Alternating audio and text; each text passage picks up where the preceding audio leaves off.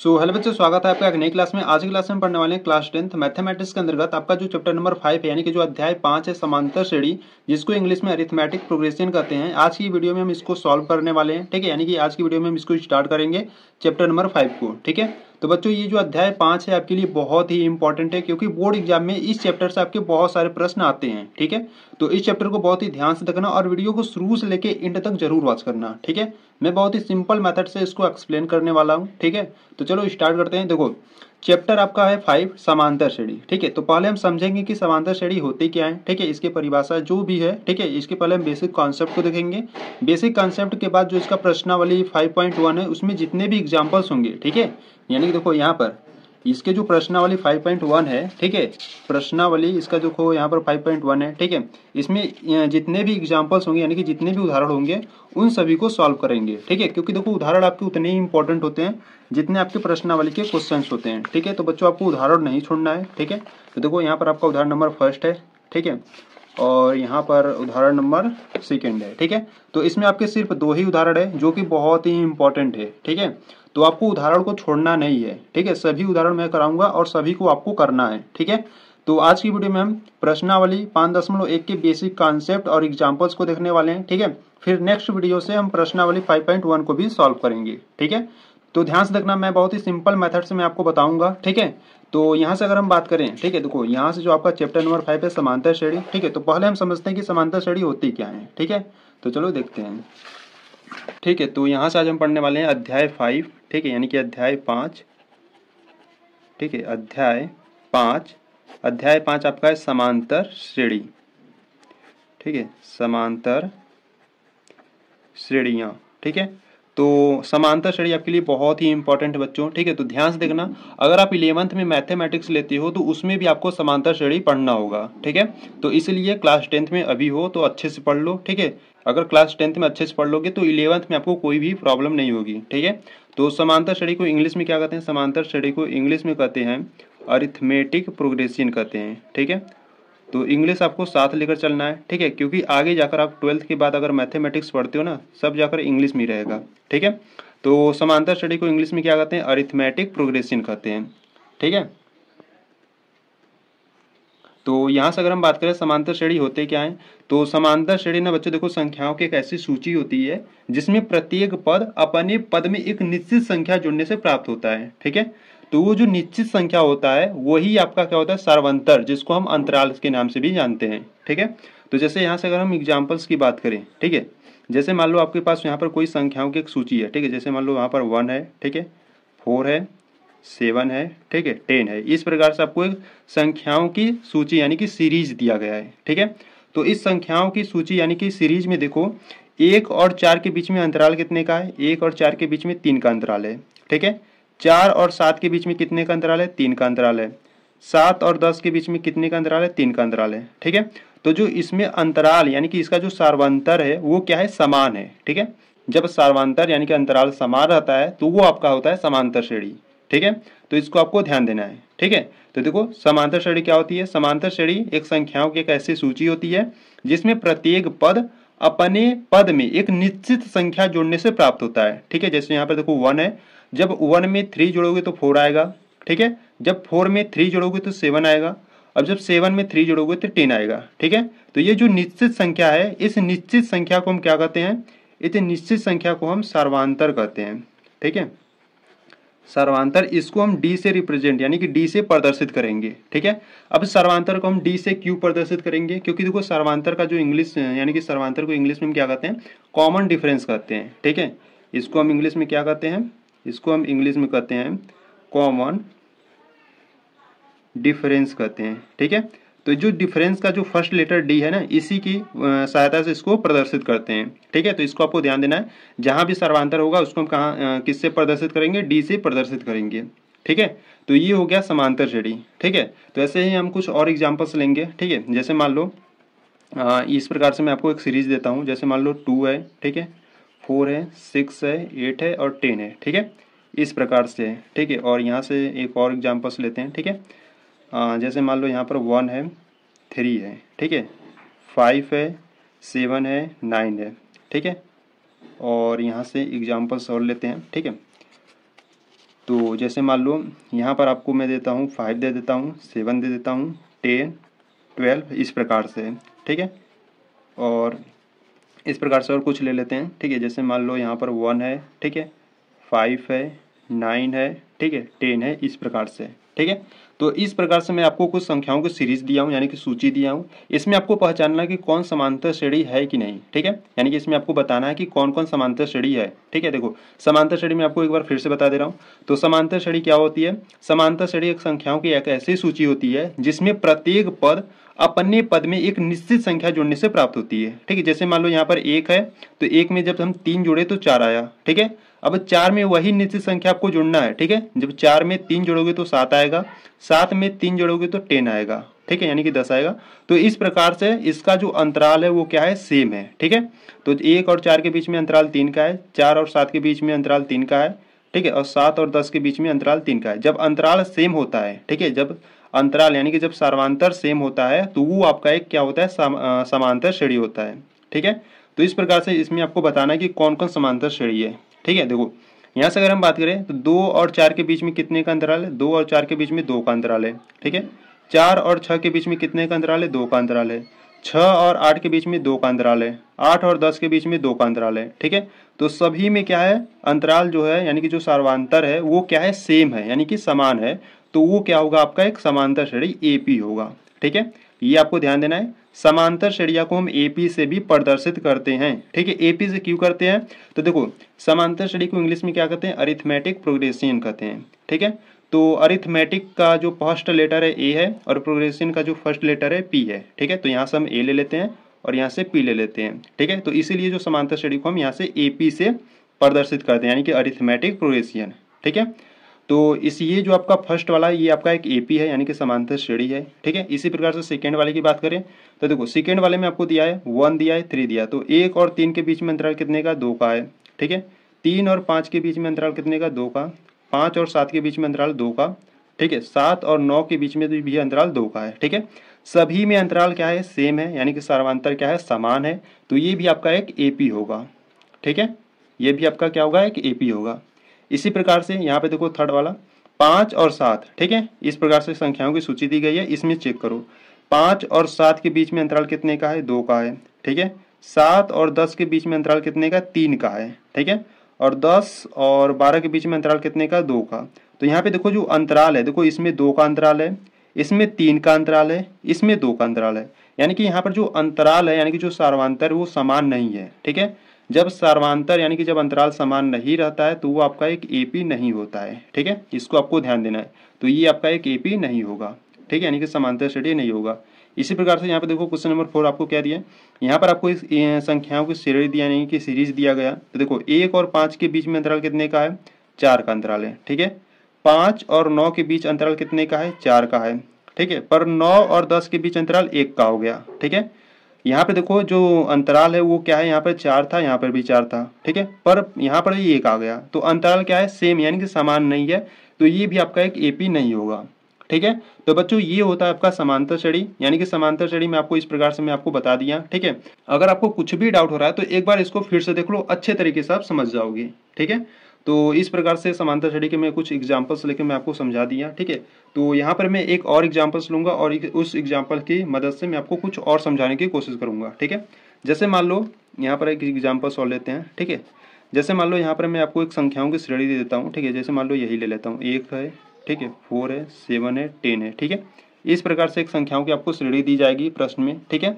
ये देखो जो 1 है ना, इसको हम A1 से प्रदर्शित करते हैं, ठीक है। ये जो 1 है इसको हम A1 कहेंगे, पहले स्थान पर है तो इसको A1 कहेंगे, ये दूसरे स्थान पर है तो इसको A2 कहेंगे, ये तीसरे स्थान पर है तो इसको हम A3 कहेंगे और ये चौथे स्थान पर है तो इसको हम A4 कहेंगे, ठीक है। इसी प्रकार से जो 5वें स्थान पर रहेगा उसको हम A5 कहेंगे, ठीक है। तो यहाँ पे देखो ये जो A1 है इसको हम प्रथम पद के नाम से जानते हैं, ठीक है। A2 जो है वो द्वितीय पद से, इसी प्रकार से सब रहते हैं, ठीक है। ये तृतीय पद है, ये चतुर्थ पद है, ठीक है। तो यहाँ से जो आपका A1 है, ठीक है, ये जो A1 है वो आपका क्या है? A1 आपका प्रथम पद है, ठीक है। A1 आपका प्रथम पद है और A1 को देखो A1 को हम A से भी प्रदर्शित करते हैं, इसको आपको ध्यान देना है, ठीक है। A1 को हम A से भी प्रदर्शित करते हैं, ठीक है। अब ऐसा नहीं कि A1 को अगर A से कर रहे हैं तो A2 को भी A से करेंगे, ठीक है, ऐसा आपको नहीं करना है, ठीक है। बस सिर्फ हम A1 को A से रिप्रेजेंट यानी कि प्रदर्शित कर सकते हैं, ठीक है।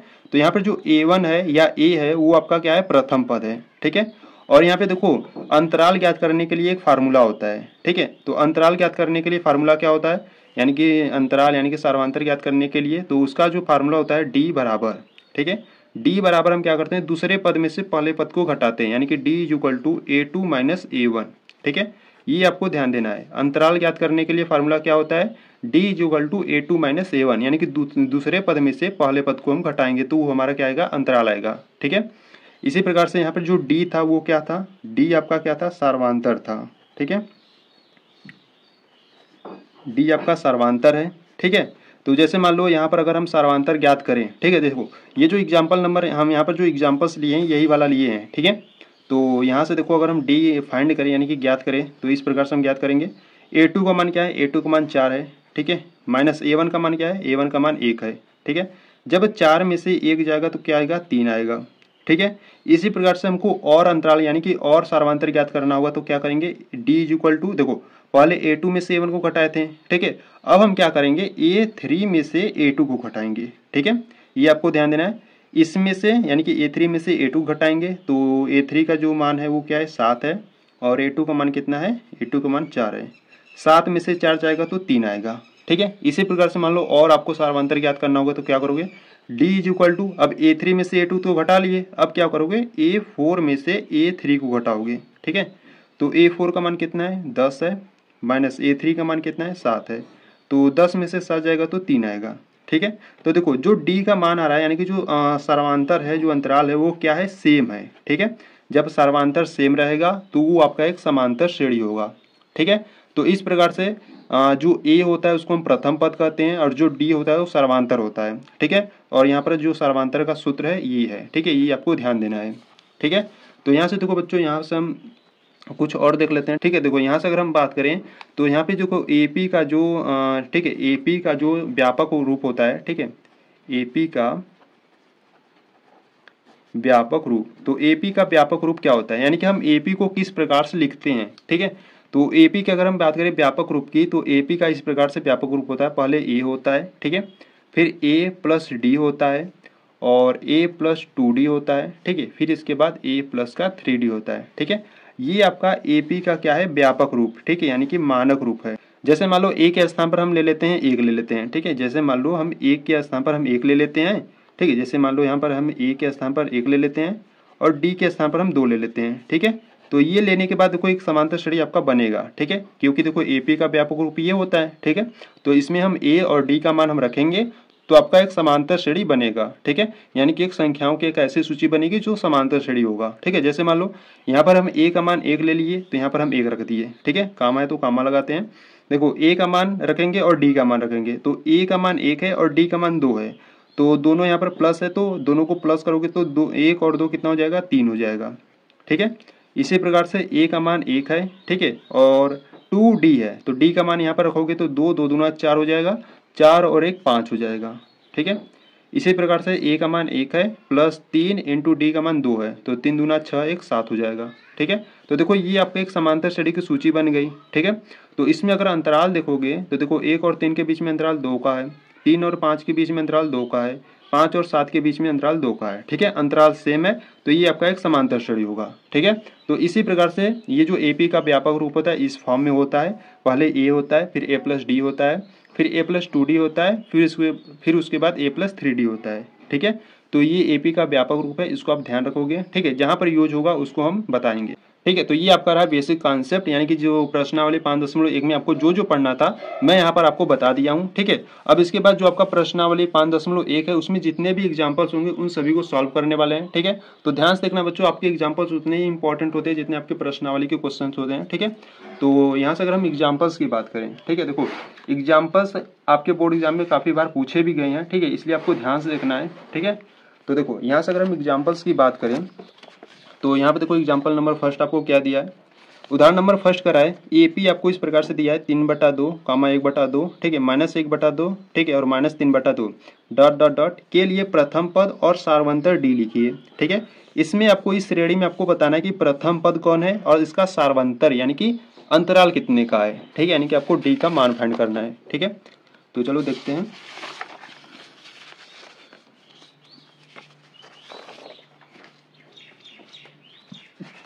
ठीक है, देखो यहाँ से अगर हम बात करें उदाहरण नंबर फर्स्ट की, ठीक है, यानी कि एग्जाम्पल नंबर फर्स्ट, ठीक है। एग्जाम्पल नंबर फर्स्ट में आपको इस प्रकार से आपको एक AP दिया है, ठीक है, AP आपको इस प्रकार से दिया है, पहले तो 3/2 दिया है, ठीक है, कामा 1/2 दिया है, फिर माइनस में 1/2 दिया है, फिर कामा माइनस में 3/2 दिया है, ठीक है। इस प्रकार से आपको एक समांतर श्रेणी की सूची दी गई है, ठीक है। तो इसमें आपको क्या बताना है, इसमें आपको बताना है प्रथम पद यानी कि A का मान ज्ञात करना है और D सारवंतर ज्ञात करना है, ठीक है।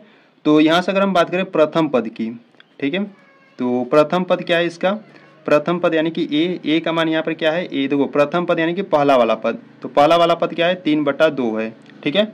और आपको क्या ज्ञात करना और आपको सारवंतर, ठीक है। तो यहाँ से अगर हम बात करें सारवंतर की, ठीक है, तो सारवंतर D इक्वल टू क्या होता है, D इक्वल टू होता है A2 - A1, यानी कि दूसरे पद में से पहले पद को घटाएंगे, ठीक है। तो यहाँ पे देखो A2 का मान यानी कि दूसरे स्थान पर क्या है 1/2 है, तो यहाँ पर आप लिखोगे 1/2 माइनस A1 यानी कि पहला पद आपका है 3/2, ठीक है। तो देखो हर वाला जो संख्या वो समान है, ठीक है। तो ऊपर यहाँ पर जो माइनस हो रहा है तो माइनस हो जाएगा, तो 1 - 3 हो जाएगा, बटे 2 हो जाएगा, ठीक है। तो -3 में से प्लस का 1 जाएगा तो माइनस का 2 आएगा, क्योंकि यहाँ पर माइनस वाला अंक बड़ी है, ठीक है। और बट्टे में क्या है 2 है, तो 2/2 है तो कट जाएगा, तो यहाँ पर आपका आ जाएगा माइनस का 1, ठीक है। तो यहाँ से जो प्रथम पद A का मान है वो 3/2 आ गया, और जो सारवांतर यानी कि जो D का मान है वो कितना आ गया, माइनस का 1 आ गया, ठीक है। तो इस प्रकार से आपको इसको हल करना था, ठीक है। तो यहाँ पर आपका एग्जाम्पल नंबर फर्स्ट कंप्लीट हुआ। तो चलो एग्जाम्पल नंबर सेकंड को देखते हैं। देखो यहाँ से एग्जाम्पल नंबर सेकंड की बात करें तो एग्जाम्पल नंबर सेकंड बच्चों आपके लिए इंपॉर्टेंट है, ठीक है। काफी बार आपके बोर्ड एग्जाम में इस प्रकार के प्रश्न आ चुके हैं, ठीक है। तो ध्यान से देखना है आपको। तो देखो यहाँ से उदाहरण नंबर 2 की बात करें तो उदाहरण नंबर 2 करा है, संख्याओं की निम्नलिखित सूचियों में से कौन कौन से AP नहीं है, ठीक है। AP आप समझते हैं ना, अरिथमेटिक प्रोग्रेशन यानी कि समांतर श्रेणी नहीं है। यदि इनमें से कोई AP है तो उसके अगले 2 पद लिखिए, ठीक है। अगर कोई समांतर श्रेणी होगा इनमें से तो उसको हमको क्या करना है, पहले तो हमको चेक करना है कि समांतर श्रेणी है कि नहीं। अगर समांतर श्रेणी होगा तो उसके अगले 2 पद लिखने होंगे, ठीक है, यानी कि उसके आगे भी हमको 2 पद और ज्ञात करना होगा, ठीक है। तो चलो हल करते हैं उदाहरण नंबर 2 को। तो यहाँ से अगर हम बात करें एग्जाम्पल नंबर 2 की, ठीक है, एग्जाम्पल नंबर 2 की बात करें तो देखो बच्चों यहाँ पर आपका जो फर्स्ट वाला है वो आपको इस प्रकार से कुछ श्रेणी दिया है, पहला तो 4 दिया है, कामा 10, ठीक है, और 16 दिया है, फिर 22 दिया है, ठीक है। इस प्रकार से आपको एक संख्याओं की सीरीज दी गई है, ठीक है। तो इसमें पहले हमको चेक करना है कि क्या एक समांतर श्रेणी है कि नहीं, ठीक है। तो समांतर श्रेणी चेक करने के लिए हम क्या करते हैं, सारवांतर यानी कि D का मान ज्ञात करेंगे। अगर D का मान समान रहेगा तो वो हमारा क्या होगा, समांतर श्रेणी होगा, ठीक है। तो यहाँ से अगर हम बात करें D की, ठीक है, तो देखो D इक्वल टू क्या होता है, D इक्वल टू होता है A2 - A1 होता है, ठीक है। तो यहाँ से देखो अगर हम A2 की बात करें तो यानी दूसरा पद क्या है 10 है, माइनस पहला पद, तो पहला पद क्या है 4 है, तो 10 में से 4 जाएगा तो कितना आ जाएगा, 6 आ जाएगा, ठीक है। इसी प्रकार से देखो एक सारवांतर तो आप ज्ञात कर लिए, ठीक है। इसी प्रकार से आप दूसरा भी ज्ञात करो। तो यहाँ पर देखो A2 - A1 कर लिए, ठीक है। अब आपको क्या करना है, अब आपको A3 - A2 करना है, ठीक है। अब आपको तीसरे पद में से दूसरे पद को घटाना है, ठीक है। तो A3 का मान यहाँ पर कितना है, A3 का मान 16 है, माइनस A2 का मान है 10, तो यहाँ पे 16 में से 10 जाएगा तो कितना आ जाएगा, 6 आ जाएगा, ठीक है। इसी प्रकार से एक और आपको ज्ञात करना है। अब क्या करना है आपको, A4 में से A3 को घटाना है, ठीक है। तो A4 का मान कितना है 22 है, और माइनस का A3 का मान कितना है 16 है। तो 22 में से 16 जाएगा तो कितना बचेगा, 22 में से 16 जाएगा तो आपका 6 बचेगा, ठीक है। तो बच्चों यहाँ पे देखो जो D का मान हमारा आ रहा है वो क्या है, सेम है, ठीक है, यानी कि सभी का मान क्या है, समान है, ठीक है। तो इसका अंतराल अगर समान है तो ये आपका क्या होगा, एक समांतर श्रेणी होगा, ठीक है। तो यहाँ से आपको लिख देना है चूंकि जो इसका सारवांतर है, ठीक है, चूंकि सारवांतर समान है इसीलिए यह एक AP है, ठीक है। AP मतलब समांतर श्रेणी है, ठीक है। अगर सारवांतर समान होता है तो वो आपका एक AP यानी कि समांतर श्रेणी होता है, ठीक है। प्रश्न में आपको कहा था कि अगर समांतर श्रेणी है तो उसके अगले 2 पद लिखिए, ठीक है। तो इसके हम क्या करेंगे, अब अगले दो पद की बात करेंगे। ठीक है, इसके अगले दो पद। ठीक है, अगर हम इसके अगले दो पद की बात करें तो देखो बच्चों, देखो यहाँ पर आपको कितने मान तक दिए, देखो यहाँ पर आपको A1 दिया है, A2 दिया है, A3 दिया है, A4 तक दिया है। ठीक है, अब आपको A5 ज्ञात करना है। ठीक है, और आपको A6 ज्ञात करना है। ठीक है, देखो क्यों हम A5 और A6 ज्ञात करें, क्योंकि देखो यहाँ पर A1 A2 A3 A4 तक तो दिया है। ठीक है, पर A5 A6 आपको ज्ञात करना है। ठीक है, तो देखो A5 A6 हम कैसे ज्ञात करेंगे, ये आपको ध्यान देना है। अगर आपको A5 ज्ञात करना है तो पहले आप लिखोगे A, ठीक है, प्लस A5 है तो 5 से आपको एक कम, ठीक है, 5 से एक कम लेना है, 4 लेना है, इंटू डी कर देना है। ठीक है, मैं आपको इसके दो तरीके बताने वाला हूँ। ठीक है, पहला वाला तरीका समझ लो इस प्रकार से, अगर A5 रहेगा तो आपको क्या करना है, A प्लस 5 से एक कम 4 इंटू डी करना है। ठीक है, तो यहाँ से अगर हम बात करें A की, यानी कि प्रथम पद क्या है, देखो यहाँ पर A का मान हमारा क्या है, 4 है, तो यहाँ पर लिखो 4 और प्लस क्या है, 4 है, इंटू डी का मान है यहाँ पर आप ज्ञात कर रहे थे, तो डी का मान क्या है, 6 है, तो इंटू 6 कर दो। ठीक है, अब इसको क्या करो, सॉल्व कर लो, तो 6 चौका 24, 24 और 4 कितना हो जाएगा, 28 हो जाएगा। ठीक है, यानी कि जो पांचवा पद है A5 का मान वो कितना हो गया, 28 हो गया। ठीक है, इसी प्रकार से A6 की बात करें तो देखो A6 हम कैसे ज्ञात करेंगे, पहले A लिखोगे, फिर 6 से एक कम क्या होगा, 5 होगा, इंटू डी कर देना है। ठीक है, तो यहाँ पर देखो A का मान क्या है, A का मान है 4 और 5 इंटू डी का मान क्या है, डी का मान है 6, तो 6 पंजे 30, 30 और 4 कितना हो जाएगा, 34 हो जाएगा। ठीक है, तो यहाँ पर इसके अगले दो पद क्या हो जाएंगे, एक तो 28 हो जाएगा, एक 34 हो जाएगा। ठीक है, ये मैं आपको, ये मान लो ये आपका था फर्स्ट मेथड। ठीक है, इसी प्रकार से इसको हम दूसरे तरीके से भी हम फाइंड कर सकते हैं, यानी ज्ञात कर सकते हैं। देखो कैसे, अगर आपको A5 ज्ञात करना होगा तो आपको क्या करना है, A5 5 से एक कम क्या होता है, A4 होता है। ठीक है, प्लस आपको डी कर देना है। तो देखो A4 का जो मान है वो क्या है, देखो A4 का मान हमारा क्या है, 22 है। ठीक है, क्यों, क्योंकि देखो यहाँ पर आपको ये जो है, ये आपका A1 है, ये आपका A2 है, ये आपका A3 है, और ये जो है ये आपका A4 है। ठीक है, तो यहाँ पर क्या है, A4 है। ठीक है, तो A4 का मान कितना है, A4 का मान है आपका 22 और प्लस डी का मान क्या है, डी का मान है 6। ठीक है, 6 है, डी का मान 6 है, तो 22 और 6 कितना हो जाएगा, 28 हो जाएगा। ठीक है, इसी प्रकार से आपको अगर A6 को ज्ञात करना होगा तो क्या करोगे, 6 से एक कम आपको लेना है, A5 ले लेना है। ठीक है, प्लस डी कर देना है, तो A5 का मान कितना निकाले, A5 का जो मान था वो 28 था, तो 28 लिख दो, प्लस डी का मान कितना था, डी का मान 6 है। ठीक है, 28 6 कितना हो जाएगा, 34 हो जाएगा। ठीक है, तो इस दो तरीके से आप इस प्रकार से इसको फाइंड कर सकते हो। ठीक है, जो आपको अच्छा लगे वो आप ज्ञात कर सकते हो। ठीक है, या आप डायरेक्ट भी ज्ञात कर सकते हो। ठीक है, कैसे, देखो यहाँ पर आपको पहले देख लेना है, अगर सर्वांतर समान है, ठीक है, तो वो आपका एक समांतर श्रेणी होगा। ठीक है, अगर समांतर श्रेणी है तो उसके अगले दो पद आपको याद करने हैं। ठीक है, तो क्या करोगे, यहाँ पे देखो अंतराल कितने का है, 6 का अंतराल है। ठीक है, अब 22 और 6 कितना हो जाएगा, 28 हो जाएगा। ठीक है, और 28 और 6 कितना हो जाएगा, 34 हो जाएगा। ठीक है, तो इस प्रकार से आप डायरेक्ट भी ज्ञात कर सकते हो। ठीक है, तो यहाँ पर आपका जो उदाहरण नंबर 2 का फर्स्ट था वो आपका कंप्लीट हुआ। ठीक है, तो चलो उदाहरण नंबर सेकेंड की बात करते हैं। ठीक है, देखो सेकेंड वाला क्वेश्चन आपको जो दिया है वो आपको इस प्रकार से संख्याओं की श्रेणी दी गई है, 1 दिया है, -1 दिया है। ठीक है, फिर यहाँ पर आपको माइनस का 3 दिया है और माइनस का 5 दिया है। ठीक है, इस प्रकार से आपको एक संख्याओं की श्रेणी दी गई है। ठीक है, तो यहाँ से पहले हम क्या करेंगे, सर्वांतर यानी कि डी का मान ज्ञात करेंगे। ठीक है, तो यहाँ से अगर हम डी की बात करें तो डी का मान क्या कैसे ज्ञात करते हैं, A2 - A1, दूसरे पद में से पहले पद को घटाएंगे, तो यहाँ पर जो A2 का मान है वो है -1। ठीक है, फिर माइनस है तो माइनस लगाएंगे, A1 का मान है A1 का मान है +1। ठीक है, A1 का मान है +1, तो -1 दोनों जोड़कर -2 हो जाएगा। ठीक है, यानी कि जो डी का मान है वो कितना आ गया, -2। ठीक है, इसी प्रकार से एक और डी ज्ञात करेंगे। इस बार हम क्या करेंगे, A3 में से A2 को घटाएंगे। ठीक है, तो A3 का जो मान है वो है -3 और माइनस है तो माइनस, A2 का देखो मान है -1, तो यहाँ पर माइनस ऑलरेडी है तो माइनस माइनस हो जाएगा प्लस और यहाँ पर 1 हो जाएगा, तो -3 में से प्लस का 1 जाएगा तो कितना बचेगा, -2 बचेगा। ठीक है, इसी प्रकार से एक और डी ज्ञात कर लेते हैं। ठीक है, तो 3 डी आपको लगभग ज्ञात करने हैं। ठीक है, अगर 3 यानी कि अगर 3 सर्वांतर अगर समान आ गए तो मान लो आपका एक क्या है, समांतर श्रेणी है। ठीक है, तो एक और डी ज्ञात करेंगे। इस बार क्या करेंगे, A4 में से A3 को घटाएंगे। ठीक है, तो देखो A4 का मान कितना है, -5 है और माइनस A3 का मान है -3, तो माइनस माइनस तो प्लस हो जाएंगे और यहाँ पर 3 हो जाएगा। तो -3 में से -5 में से +3 जाएगा तो -2 आ जाएगा। ठीक है, तो देखो जो सर्वांतर है वो क्या है, समान है। ठीक है, जब सर्वांतर समान है तो ये आपका एक समांतर श्रेणी होगा। तो यहाँ पर आपको लिखना है चूंकि सर्वांतर, ठीक है, चूंकि सर्वांतर समान है इसीलिए यह एक एपी है। ठीक है, यहाँ पे देखो जो सर्वांतर अगर समान है तो इसलिए आपका एक एपी होगा। ठीक है, तो इसके अगले दो पद की बात करें, ठीक है, इसके अगले दो पद आपको लिखने हैं।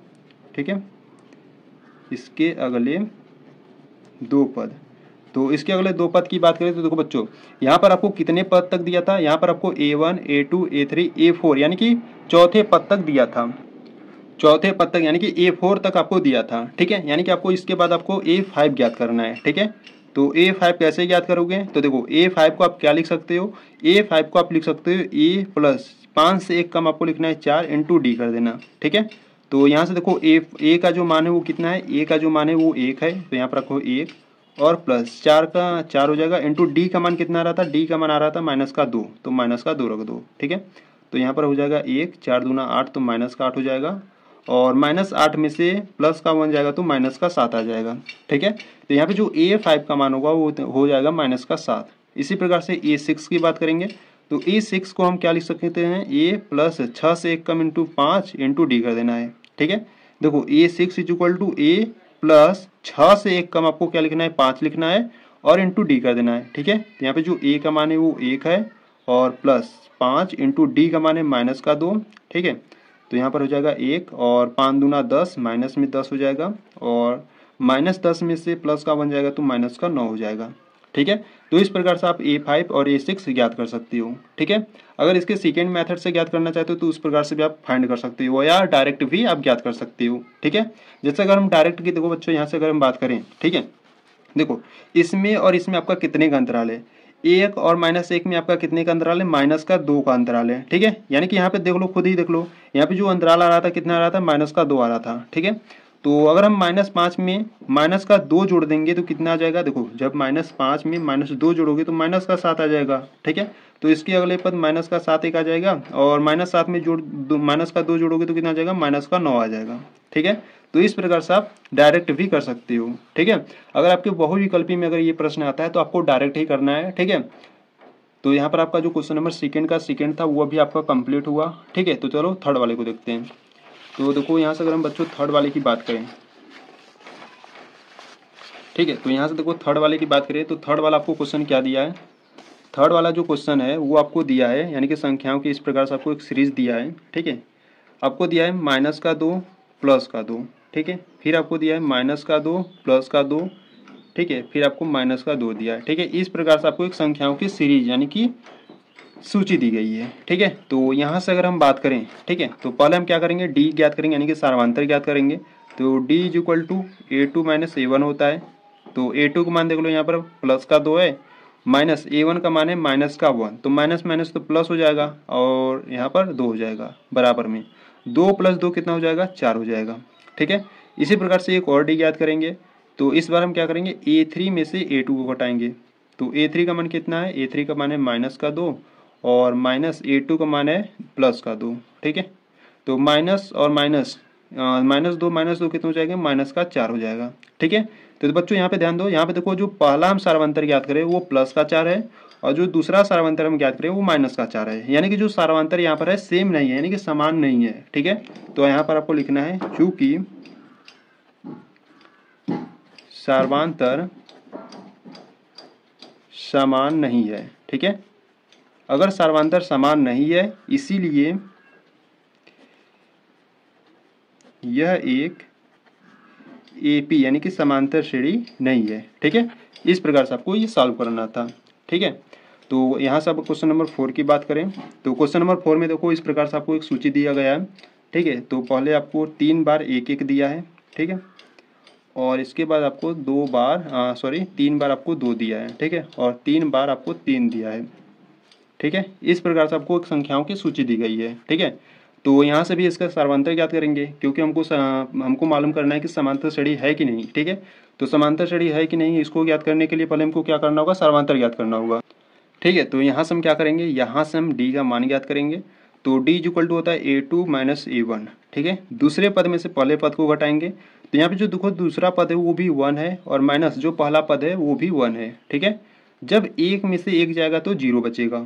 ठीक है, इसी प्रकार से एक और डी ज्ञात करेंगे। तो यहाँ पर हम क्या करेंगे, A3 माइनस A2 करेंगे। तो यहाँ पे देखो A3 का मान क्या है, 1 है और माइनस A2 का मान भी 1 है।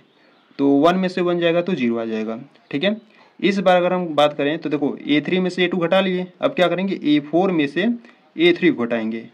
तो A4 का मान जो है वो है प्लस का 2 माइनस A3 का जो मान है वो है 1। ठीक है, 2 में से 1 जाएगा तो कितना बचेगा, 1 बचेगा। ठीक है, तो बच्चों यहाँ पे ध्यान दो, देखो यहाँ पे 2 बार अंतराल था वो सेम था। ठीक है, पर तीसरा का जो अंतराल है वो प्लस का 1 आ गया। ठीक है, यानी कि पहले 0 आया, फिर 0 आया, फिर 1 आ गया, यानी कि यहाँ पर अंतराल समान नहीं है। जब अंतराल यानी कि सर्वांतर समान नहीं है तो आपका एक समांतर श्रेणी नहीं होगा। ठीक है, तो यहाँ पर आपको लिख देना है चूंकि जो सर्वांतर है वो समान नहीं है। ठीक है, अगर समांतर समान नहीं है इसीलिए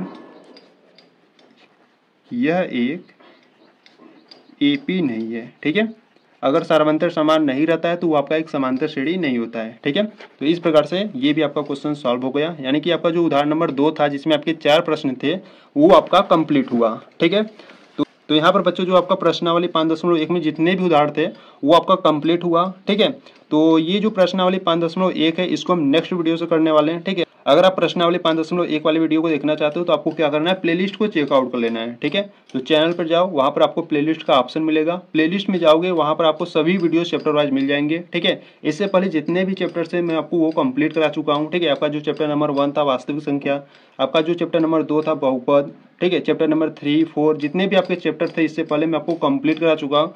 अगर आप उन सभी चैप्टर्स को अगर देखना चाहते हो, ठीक है, तो आपको प्लेलिस्ट को आपको चेकआउट कर लेना है, क्योंकि प्लेलिस्ट में सभी वीडियो आपके चैप्टर वाइज अपलोडेड है, वहां पर जाकर उन सभी वीडियो को देखकर अपनी कंप्लीट तैयारी कर सकते हो। ठीक है, तो बच्चों एक बार प्लेलिस्ट को जरूर चेकआउट कर लेना। ठीक है, अगर आप इसके आगे वाले प्रश्नावली यानी कि जो आपका प्रश्नावली 5.2 है और प्रश्नावली 5.3 है, ठीक है, अगर आप इन सभी वीडियोस को देखना चाहते हो तो आपको प्लेलिस्ट को चेकआउट कर लेना है। ठीक है, तो वहां पर जाकर उन सभी वीडियो को आप देख सकते हो। ठीक है, तो बच्चों ये जो आपका प्रश्नावली 5.1 है इसको हम नेक्स्ट वीडियो से सॉल्व करेंगे। ठीक है, अगर आपको ये वीडियो अच्छी लगी तो वीडियो को लाइक कर देना, चैनल पर नए तो चैनल को सब्सक्राइब कर लेना। ठीक है, चलो मिलता है नेक्स्ट वीडियो में, तब तक के लिए जय हिंद जय भारत।